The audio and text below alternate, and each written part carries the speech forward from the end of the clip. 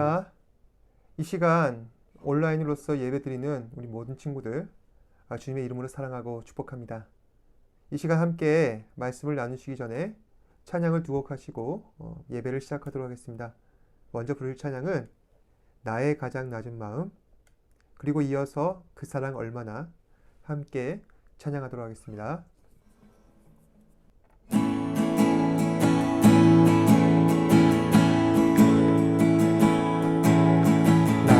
가장 낮은 마음 주님께서 기뻐하시고 작은 일에 큰 기쁨을 느끼게 하시는도다.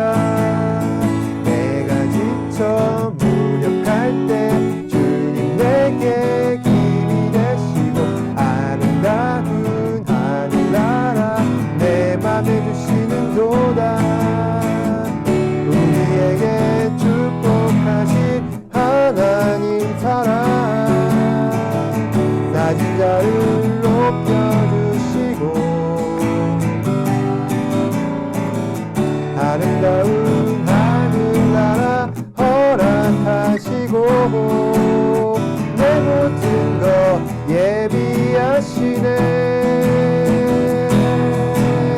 찬양함에 기쁨은 감사함에 평안은 한구함에 하나님 알도록 하셨네. 나의 가장 낮은 마음 주님께서 기뻐하시고 작은 일에 큰 기쁨을 느끼게 하시는도다.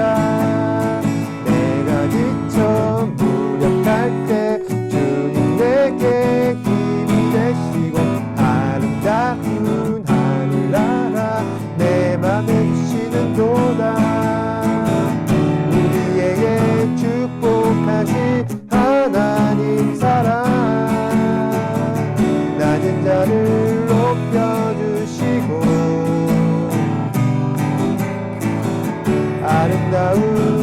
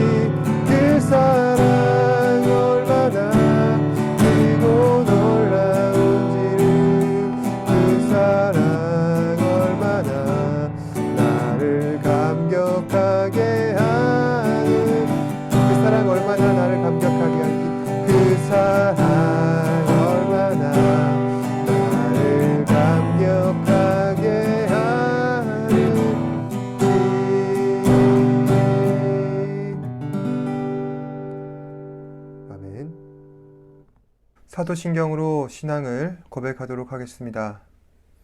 전능하사 천지를 만드신 하나님 아버지를 내가 믿사오며 그 외아들 우리 주 예수 그리스도를 믿사오니 이는 성령으로 잉태하사 동정녀 마리아에게 나시고 본디오 빌라도에게 고난을 받으사 십자가에 못 박혀 죽으시고 장사한 지 사흘 만에 죽은 자 가운데서 다시 살아나시며 하늘에 오르사 전능하신 하나님 우편에 앉아 계시다가 저희로서 산자와 죽은 자를 심판하러 오시리라. 성령을 믿사오며 거룩한 공회와 성도가 설교통하는 것과 죄를 사하여 주시는 것과 몸이 다시 사는 것과 영원히 산 것을 믿사옵나이다. 아멘. 이 시간 예배를 위해서 제가 기도하겠습니다. 언제나 사랑과 은혜가 풍성하신 아버지 하나님 감사합니다. 오늘도 이 시간 우리 친구들 예배 자리에 나와 하나님을 찬양하며 경배할 수 있도록 인도하여 주시니 감사합니다. 한 주간 바삐 살아오면서 많은 어려움 가운데 있었습니다. 특별히 우리 삶 가운데에서 흔히 범하기 쉬운 죄의 문제와 또한 우리의 연약함으로 인해 하나님의 말씀을 우리가 기억하며 그 말씀대로 살아가지 못하였음을 이 시간 고백합니다. 주님 용서하여 주옵시고 예수 그리스도의 정결한 피로 말미암아 온전케 하여 주셔서 하나님 앞에 예배드리는 이 자리가 정말 주님이 기쁘시게 하는 자리가 될 수 있도록 성령님 인도하여 주옵소서. 2022년 하루하루를 보내는 가운데 정말 우리가 계획하고 준비한 것들 하나님의 뜻을 따라 이루며 살아가기를 원합니다. 우리를 만족해 하는 것이 아니라 하나님을 만족해 하여 주옵시고 또 하나님의 뜻으로 말미암아 하나님 앞에 영광을 돌릴 수 있는 그런 삶이 될 수 있도록 우리 친구들 인도하여 주옵소서. 오늘 이 시간 말씀을 듣습니다.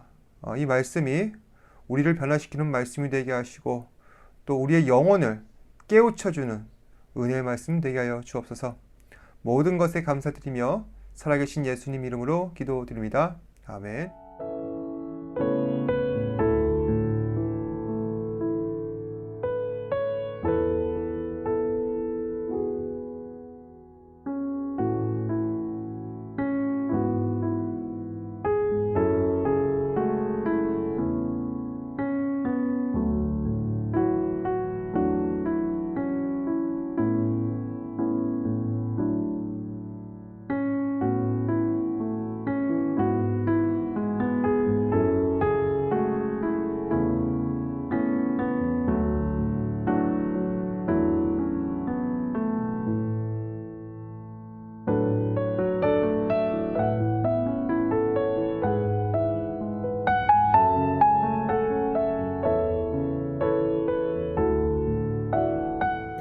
Testament, you'll notice that the most common title people use to describe Jesus is the Christ.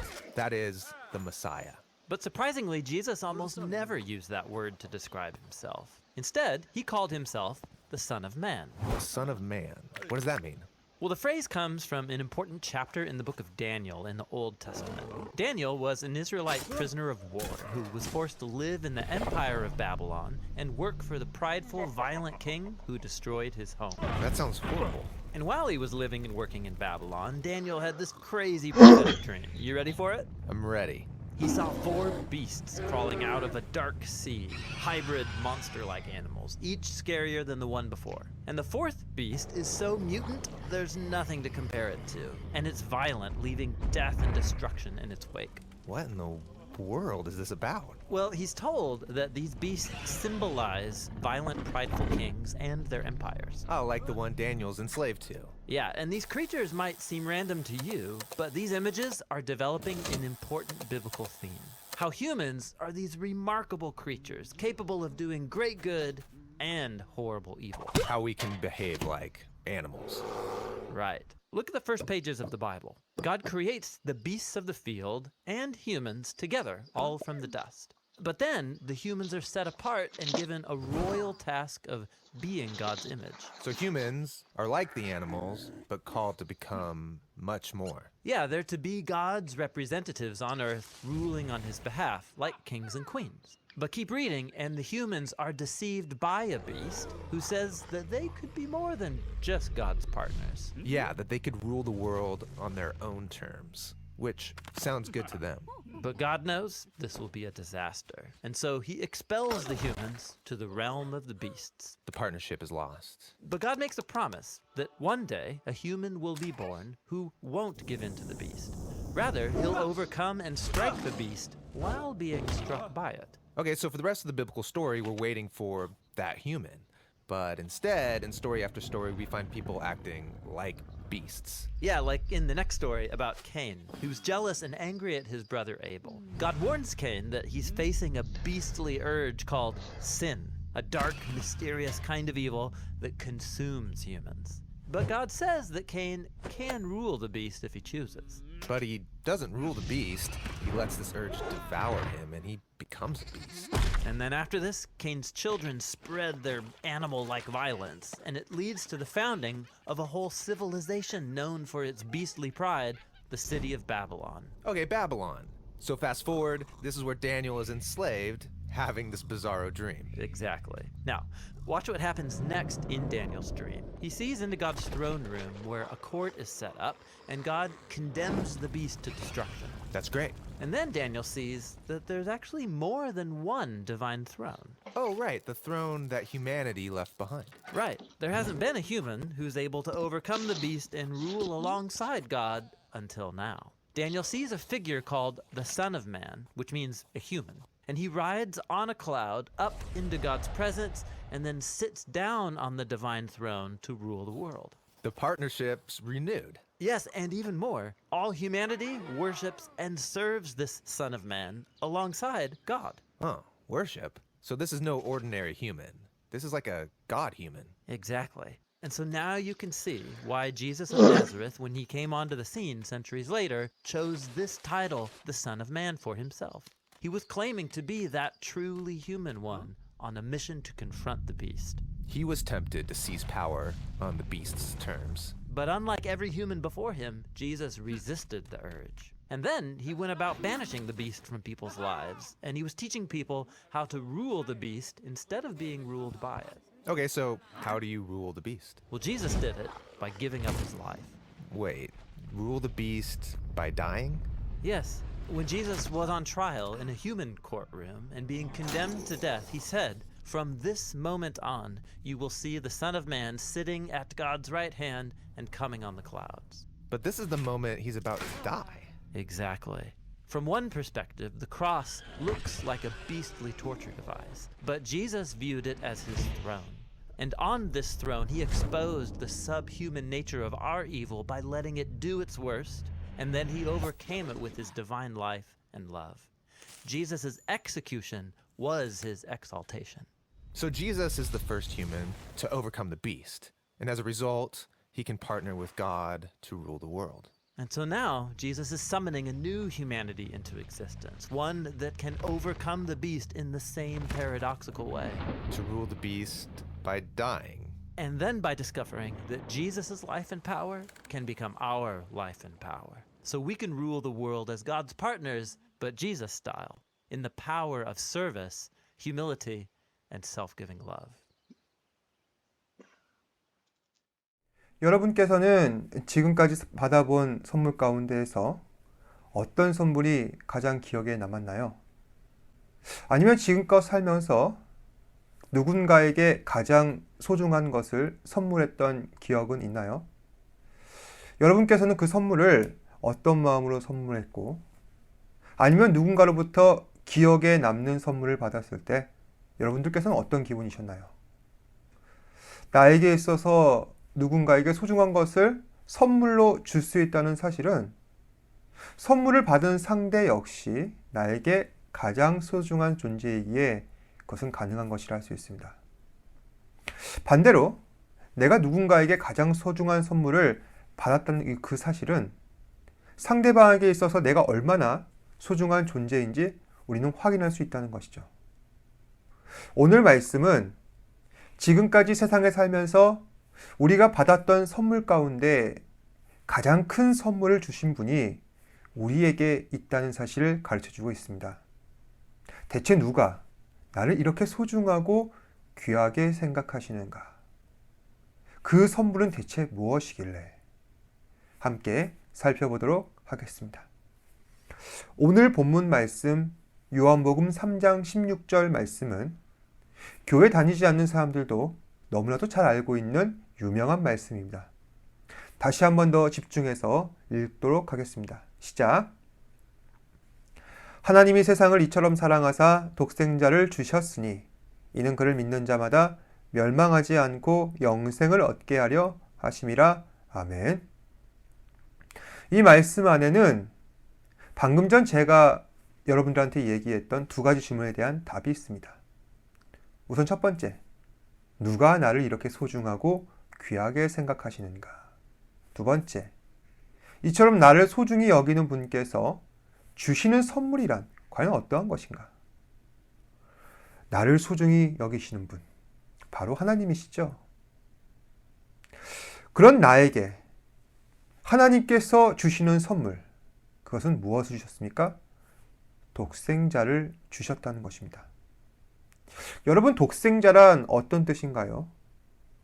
영어 성경에 의하면 only begotten son, 그 뜻은 하나님께로부터 나신 유일하신 아들이란 뜻입니다. 이 뜻을 제대로 이해하려면 우리는 먼저 삼위일체라는 개념을 이해해야 합니다. 삼위일체란 하나님께서 존재하시는 방식입니다. 하나님께서는 삼위 하나님으로 존재하십니다. 삼위 하나님이란 이 땅을 창조하신 하나님 아버지, 그리고 하나님 아들이신 예수 그리스도, 그리고 우리 안에서 영으로서 함께 하시는 성령 하나님, 이 세 분 하나님이 동일하신 하나님으로 삼위일체를 이룬다. 이것이 바로 삼위일체 개념입니다. 그러면 독생자의 뜻, only begotten son, 하나님께로부터 나신 유일하신 아들, 이 의미는 무엇을 의미하는 것인가? 예수 그리스도께서는 하나님께로부터 나셨다는 것입니다. 이 말의 의미는 예수님은 하나님의 아들이시지만 동시에 살아계신 하나님이라는 것입니다. 어떻게 하나님 아들이 하나님이 될 수 있는 것인가? 말이 안 되잖아요. 그래서 인간의 지성을 이용해서 이것을 쉽게 이해할 수 없습니다. 그렇지만 우리는 이 사실을 놓고 보았을 때 인간이 알 수 없는 신비의 영역으로 받아들여야 한다는 것입니다. 예수님은 하나님의 아들이십니다. 따라서 하나님 입장에서는 그 무엇과도 바꿀 수 없는 존재입니다. 그럼 방금 전 함께 살펴본 3장 16절 말씀 다시 한 번 더 복기해 보도록 하겠습니다. 독생자를 주셨으니, 하나님께서는 독생자 예수 그리스도를 우리에게 주셨습니다. 예수 그리스도를 우리에게 주셨다는 말씀의 의미는 무엇을 뜻하는 걸까요? 우리가 이 의미를 제대로 알기 위해서는 예수 그리스도의 십자가 사건을 이해해야 합니다. 예수님께서는 이 땅에 오셔서 십자가에 달려 죽임 당하셨습니다. 그 이유는 온 인류의 죄를 대신 갚기 위해 죽으셨다고 우리는 알고 있습니다. 그런데 여기서 예수님께서 십자가에 죽으심, 이 사건은 예수님께서 스스로 그렇게 하신 것도 있지만 하나님께서 예수님께 미션을 주셔서 예수님이 하나님 말씀에 순종하는 마음으로 십자가에 죽으셨다는 의미도 있습니다. 이 일을 생각해 보면 참 이상한 게 예수님은 하나님의 사랑하는 독생자이십니다. 하나님께서 그런 독생자를 십자가에 죽이셨다는 것이 이해가 되지 않습니다. 하나님 입장에서는 그 무엇과도 바꿀 수 없는 존재를 말입니다. 그럼 하나님께서는 잔악무도하셔서 독생자를 십자가에 죽이신 것일까? 그건 아닌 것 같습니다. 지금까지 우리가 이해하고 있는 하나님의 속성은 무엇입니까? 하나님은 사랑과 자비가 많으신 분입니다. 하나님은 사랑 그 자체이십니다. 그런 하나님께서 당신의 독생자를 십자가라는 끔찍한 형벌에 죽도록 내버려 두셨다는 사실은 이해가 되지 않습니다. 그럼 독생자를 십자가에 죽이신 사건을 우리는 어떻게 이해하는가? 오늘 말씀에 힌트가 나와 있습니다. 3장 16절 말씀, 하나님이 세상을 이처럼 사랑하사, 즉 하나님께서 예수님을 십자가에 죽이신 이유는 이 세상을 너무도 사랑하셨기 때문이라는 것입니다. 여기서 세상이란 우리가 흔히 이야기할 때 내가 세상을 너무 사랑해서 타락해졌어, 이런 의미에서의 세상이 아니라 하나님께서 구원하시기로 예정하신 대상들을 말하는 겁니다. 즉 구원 대상 리스트를 말하는 것이죠. 다시 정리해서 말씀드리자면 하나님께서는 우리를 사랑하셔서 우리를 구원하시기 위해 예수님을 십자가에 죽이셨다는 것입니다. 그럼 여기까지 예수님을 십자가에 죽이신 이유에 대해서 함께 살펴보았습니다. 그러면 대체 하나님께서는 왜 독생자 예수 그리스도를 십자가에 죽이셔서 우리를 구원하시려는가? 구원의 목적도 굉장히 중요하겠죠. 그 내용은 오늘 말씀에 나와 있습니다. 이는 저를 믿는 자마다 영생을 얻게 하려 하심이라. 그렇습니다. 하나님께서 독생자를 우리에게 주신 이유는 예수 그리스도를 믿음으로써 우리로 하여금 영생을 얻고 하나님 나라에서 영원토록 우리가 하나님과 함께 살기 위해서입니다.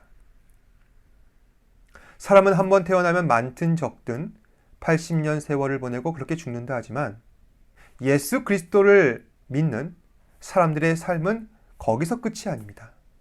우리에게는 이 땅의 삶뿐만이 아니라 사후의 세계, 즉 하나님 나라에서 영원한 삶이 남아있는 것입니다. 역사 속에서 진시황이라는 인물이 있습니다. 이 사람은 많은 사람들 동원해서 그들을 희생시켜서 그토록 얻고자 했던 것이 있는데 그것은 바로 영원한 생명입니다. 이처럼 사람이 애쓰고 수고해도 얻을 수 없는 영원한 생명, 그것은 그리스도 안에서 비로소 가능하다는 것입니다.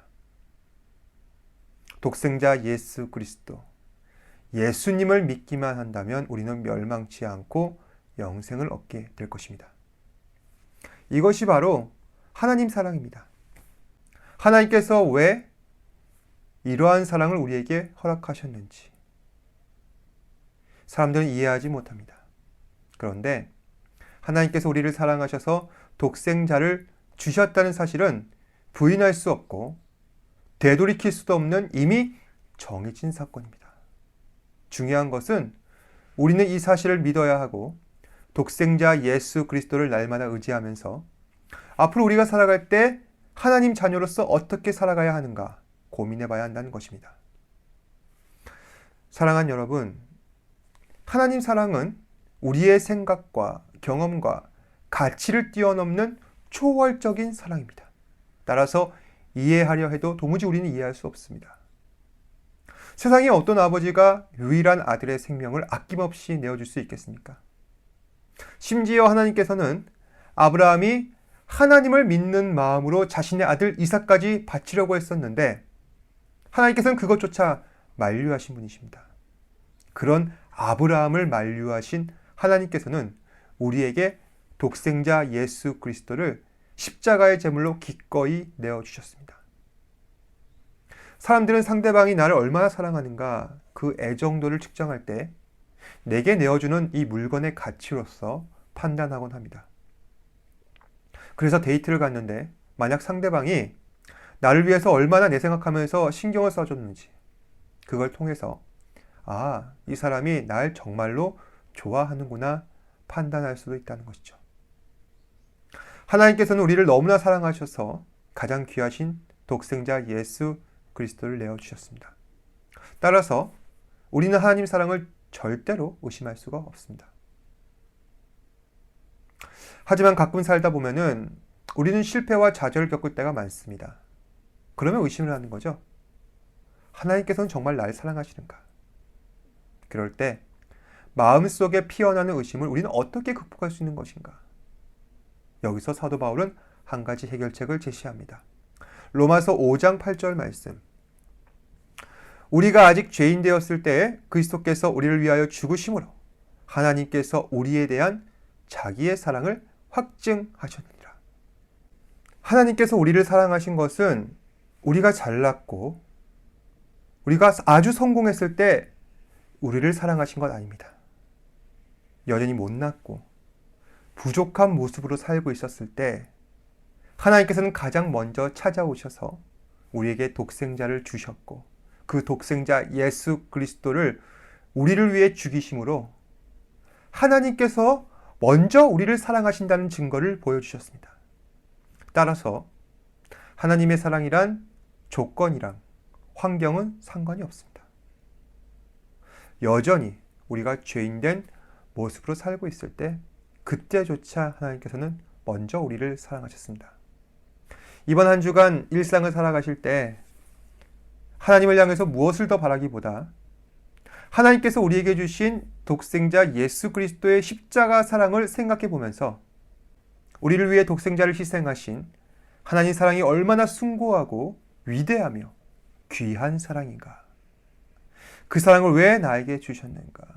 함께 묵상해 보면서 그 사랑에 감사하는 저와 여러분 되시기를 주님의 이름으로 축복합니다. 함께 기도하겠습니다. 고맙고 사랑이 많으신 아버지 하나님 감사합니다. 오늘도 말씀을 통하여서 하나님께서 우리에게 주신 귀한 선물 예수 그리스도를 통해 하나님이 우리를 얼마나 사랑하시고 얼마나 귀하게 여기시는지 다시 한 번 더 생각해 보게 됩니다. 주님께서는 아무 자격 없었을 때, 부족하고 연약할 때 예수 그리스도라는 크나큰 선물을 주셔서 우리의 모든 죄를 사하여 주시고 다시 하나님의 자녀 삼아 주셨습니다. 이 사랑을 생각해 볼 때 비록 우리의 상황과 여건이 남들 보기에 부족하고 초라해 보이지만 그것으로 하나님의 사랑이 있다 없다를 판단하는 것이 아니라 여전히 예수 그리스도를 말미암아 하나님께서 우리를 사랑하신다는 것을 확증할 수 있게 되었습니다. 주님, 한 주간 살아가면서 하나님의 사랑을 더 깊이 묵상하며 예수 그리스도 안에서 발견된 놀라운 구원의 은혜를 다시 한 번 더 되새길 수 있는 우리 친구들 되게 하여 주옵소서. 모든 것에 감사드리며 살아계신 예수님 이름으로 기도드립니다. 아멘. 하늘에 계신 우리 아버지여, 이름이 거룩히 여김을 받으시오며 나라가 임하시오며 뜻이 하늘에서 이루어진 것 같이 땅에서도 이루어지이다. 오늘날 우리에게 일용할 양식을 주시옵고 우리가 우리에게 죄 지은 자를 사하여 준 것 같이 우리 죄를 사하여 주시옵고 우리를 시험에 들게 하지 마시옵고 다만 악에서 구하시옵소서. 나라와 권세와 영광이 아버지께 영원히 있사옵나이다. 아멘.